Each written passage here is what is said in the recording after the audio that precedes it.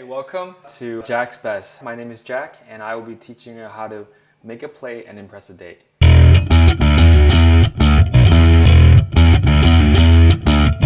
So my job is going to be teaching you how to cook.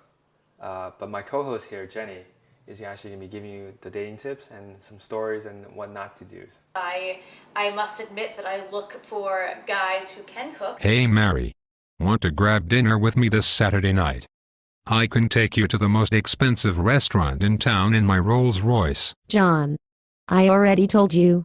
I'm not interested, and I don't care about the fact that you have a lot of money. Let me tell you all the cool things about quantum physics. John, I know you're really smart. Maybe for some other girl, but I'm still not interested. Don't your parents love me and think I'm Mr. Perfect? I know you're a really nice and caring guy, but I'm still not interested. Alright. I'll just go home and make myself some seared tenderloin with butter poached lobster tails. I never knew you can cook, John. Yeah, for years. I love a guy who can cook. Let's go out. But you're making dinner. Wow, really? How about my place at 8 p.m.? Okay. So this is a great skill to have. Alright, so Jenny, for our first recipe, I wanted to teach the guys something simple, but Okay. also very impressive. All right. Hopefully the date is a carnivore, because we are making steak.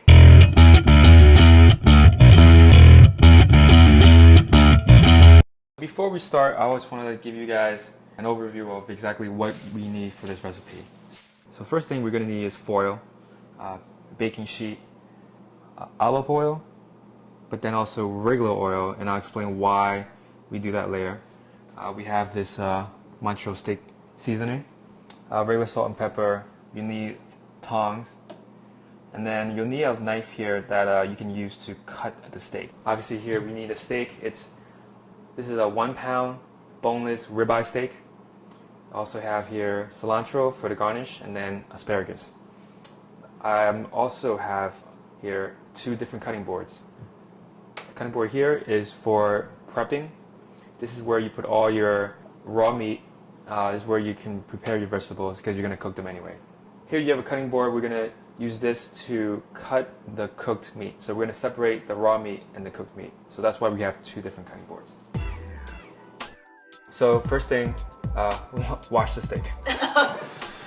All right. Just something really simple. Just wash it. Okay. All right. Now, I know a lot of people don't do this step, but you want to dry the steak. Why is that? Because when we put it, when we sear it, you want to make sure it's the oil that's going to be in the pan and not Okay. water. Oh, Right? okay. When you have water and oil mix, it pops very easily. It's a good tip. I've never heard of this, but it makes sense. All right.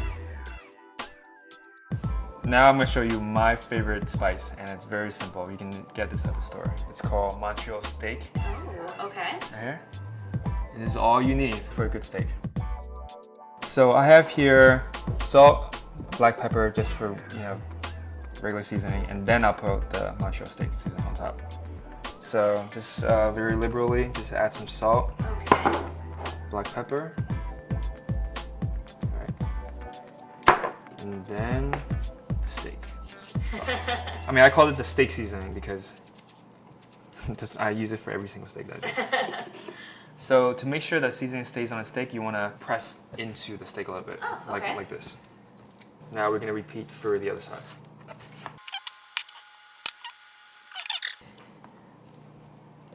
Okay. Now we're going to add some olive oil and just cover the surface of the steak. Okay. There's no exact go science to. to this, but the end result is the same, which is It'll always a be good tasting steak. Delicious. Yeah. First thing you want to do is preheat the skillet actually. Okay. Put it on high. So how do you know when it's heated, right? Right. You test it. Ooh, no! That's a terrible thing to do. Then you know it's preheated. Okay. You want me to put my finger in? No. Yeah, you can do it. It's not hot. Oh, it's not so It's bad. not. See, it's not so bad. Don't leave it there for like.